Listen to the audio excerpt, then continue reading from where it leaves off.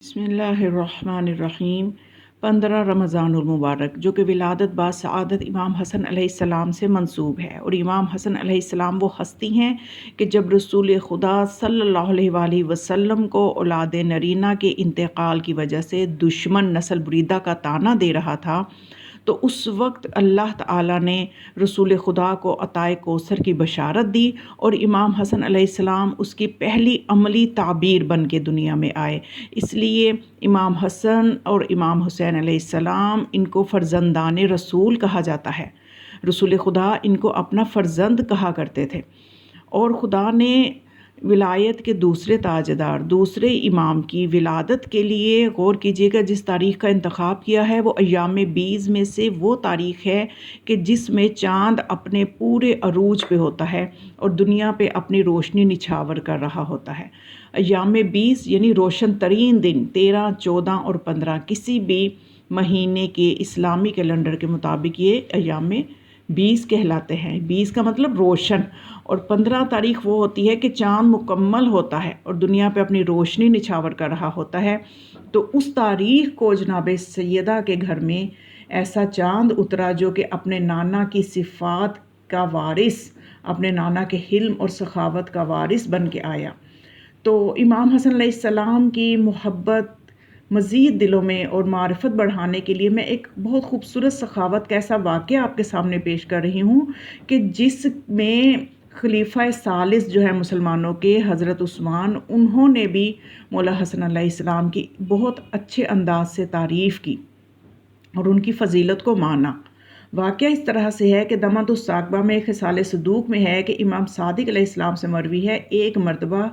ایک سائل جب مسجد میں آیا تو عثمان غنی جو ہیں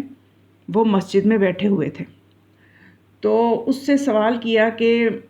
اسے کچھ عطا کیا جائے۔ تو حضرت عثمان غنی خلیفہ ثالث نے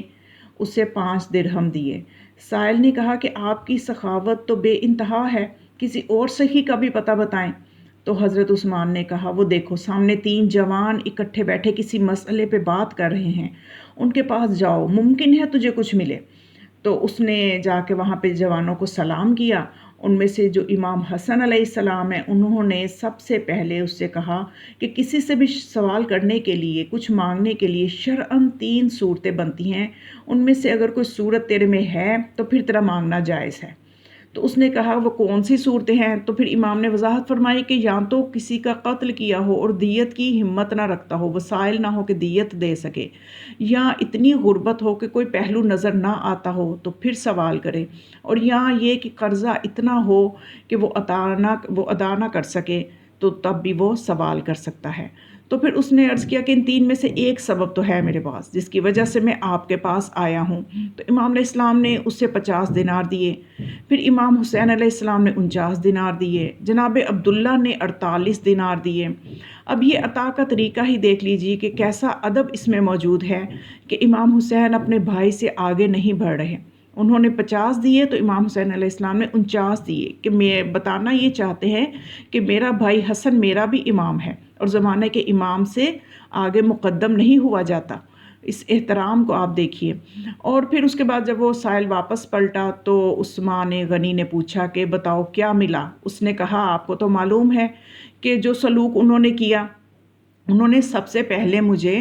وہ مسائل بتائے کہ جس وجہ سے مانگنا جائز ہے، 3 چیزیں میرے سامنے رکھیں، اور پھر جب میں نے بتایا کہ ان میں سے ایک چیز میں اپنے اندر رکھتا ہوں تو ان میں سے جو نسبتاً بڑے ہیں انہوں نے 50 دینار دیے، اور جو ان کے بعد چھوٹے ہیں ان سے انہوں نے 49 دیے، اور پھر اس کے بعد جو ہیں 48 دینار جو ہیں وہ تیسرے جو ان میں سے ہیں انہوں نے مجھے دیے۔ تو حضرت عثمان غنی خلیفہ مسلمین نے کہا تمہیں کیا معلوم کہ علم ان لوگوں کی گھٹی میں شامل ہوتا ہے۔ تو واقعاً یہ وہ علمی اعتبار سے مقام و منزلت ہے اہل البیت علیہم السلام کی کہ ہر کوئی اس کی گواہی دے رہا ہے۔ تو پھر آج کے مسلمان پہ حیرت ہے کہ وہ اپنے خلیفہ ثالث کی سنت کو ہی دیکھیں کہ وہ کس چیز کو بیان کر رہے ہیں کہ اہل البیت کا مقام علمی اور ہے اور جو امت ہوتی ہے اس کا مقام اور ہوتا ہے۔ اہل البیت کے مقام بالا تک کوئی نہیں پہنچ سکتا۔ تو پھر آج صحابہ اور اہل بیت کو ایک لائن میں کھڑے کرنے والے، ایک درجے پہ لانے والے مسلمانوں کو یہ سوچنا چاہیے کہ وہ کس قدر خطا پہ ہیں کہ خود خلیفہ ثالث یہ جب کہہ رہے ہیں، اعتراف کر رہے ہیں کہ اہل البیت کا علم جو ہے یہ ان کی گھٹی میں شامل ہوتا ہے، تو سب لوگوں کو ان کے علمی مقام اور دوسرے فضائل کا معترف ہونا چاہیے۔ اس پر نور پر معرفت واقعہ کو آپ خود بھی اس سے استفادہ کریں اور آگے بھی شیئر کریں، اور اس چینل کو اگر نئے ہیں ضرور سبسکرائب کریں تاکہ علوم محمد و آل محمد جو ہے اس کے پھیلانے میں آپ کو بھی اجر و ثواب مل جائے۔ والسلام علیکم ورحمۃ اللہ وبرکاتہ۔